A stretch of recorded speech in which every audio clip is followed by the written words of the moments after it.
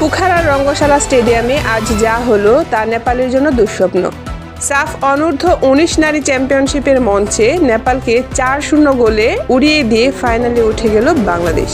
ম্যাচের তৃতীয় মিনিটেই বোঝা গেছে বাংলাদেশ আজ কাউকে রেয়াত করবে না। মামনি চাকমার নিখুঁত কর্নার আর আকাশে উড়ে উঠে প্রতিমা মুন্ডার দুর্দান্ত হেড গোল। নেপাল তখনই চাপে পড়ে যায়, রক্ষণে ঢুকে পড়ে, কিন্তু তাতেও রক্ষা হয়নি। বিরতির ঠিক আগে যোগ করার সময়ে আসে আরেকটা ধাক্কা, সরাসরি ফ্রি কিক থেকে আলপি আক্তারের গোল, ব্যবধান ২-০।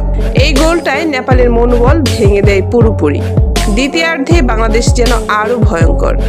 ৬৭ মিনিটে একাই রক্ষণ ভেঙে গোল করেন আলপি, আর ৮২ মিনিটে ক্রানোসিং মার্মার নিখুঁত ক্রস, আলপির ফিনিশ হ্যাট্রিক। ৩ ম্যাচে ৭ গোল। আলপি আক্তার এখন টুর্নামেন্টের আতঙ্কের নাম। এই জয়ে গ্রুপ পর্বে টানা ৩ জয়ে পূর্ণ ৯ পয়েন্ট নিয়ে ফাইনাল নিশ্চিত করলো বাংলাদেশ। আর ফাইনালি প্রতিপক্ষ চিরচেনা শত্রু ভারত। আগেও ভারতকে হারিয়ে বাংলাদেশ ২০২১ সালে চ্যাম্পিয়ন হয়েছে, ২০২৪ সালে হয়েছে যুগ্ম চ্যাম্পিয়ন। এবার প্রশ্ন একটাই, ভারত কি প্রস্তুত বাংলাদেশের এই আগ্রাসী রূপের জন্য? শনিবার একই মাঠে ফাইনাল, আর বাংলাদেশ নামছে ইতিহাস লিখতে।